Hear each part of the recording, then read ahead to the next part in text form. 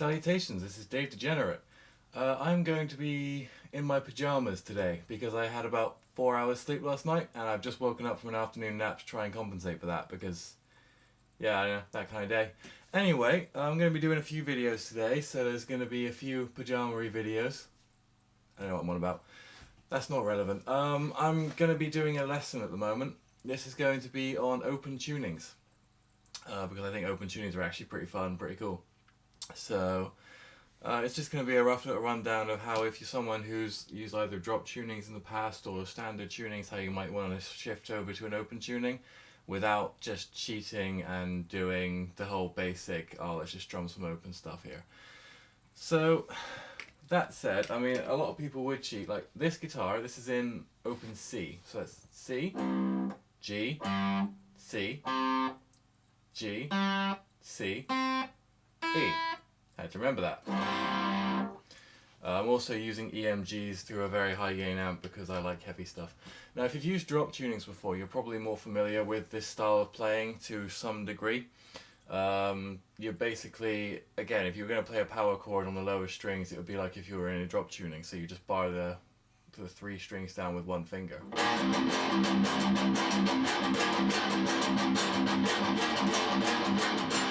So this is the first time I've actually tried this guitar out with an EMG inside it, and I'm actually really, really happy. Anyway, failing that, I mean, there's other simple little things, like a lot of people might just go like...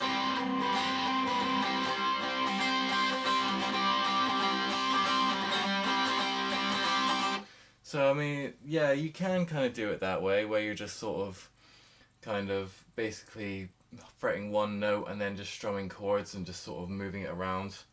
But that's kind of the cheating way. I mean, a lot of the time, what a lot of people do is, you got to remember that on the 5th and the 4th string, you're basically tuning it to D and G, which is basically the same as a standard power chord. So if you treat these 3 strings as if they're in drop C,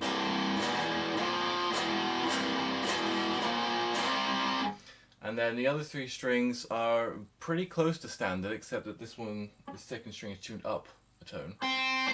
So with that in mind, essentially your D chord would just be like fretting that note again. So where you would make adjustments to the chords, a lot of the time I like to do octave stuff in that. Now to do an octave ordinarily, you would be fretting, say, well, let's say for example if you were going to play one on the 5th fret, you go on the the 5th string, and then on the the 3rd string. Sorry, I only had 4 hours sleep last night. I know I've said that, but my brain isn't quite working. I haven't woken up yet. Yeah, on the G, you would go to the 7th fret. Well, you don't do that with this tuning. You basically, you would have it both, on both strings, you'd be fretting the same fret, and then you would just try and mute the middle string by sort of leaning your hand back a little bit.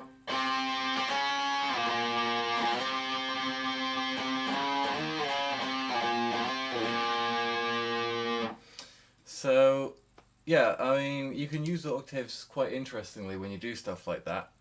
There's a song that I'm working on with my solo stuff, and there's a riff in that which uses like an octave arpeggio thing, which is...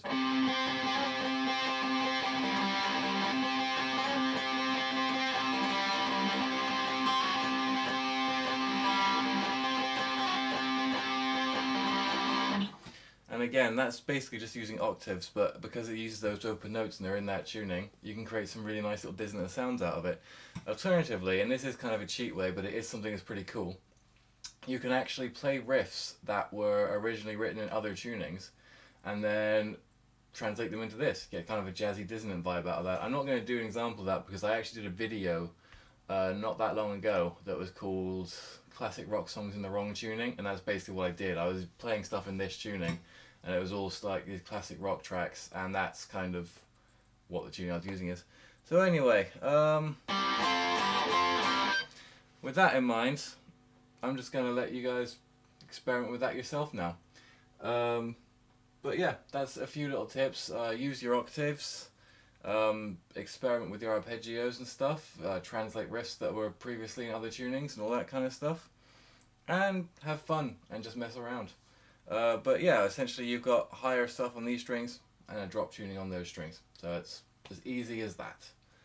And I'll see you guys next week, which for me is going to be in about 3 minutes when I film the next video. Yay!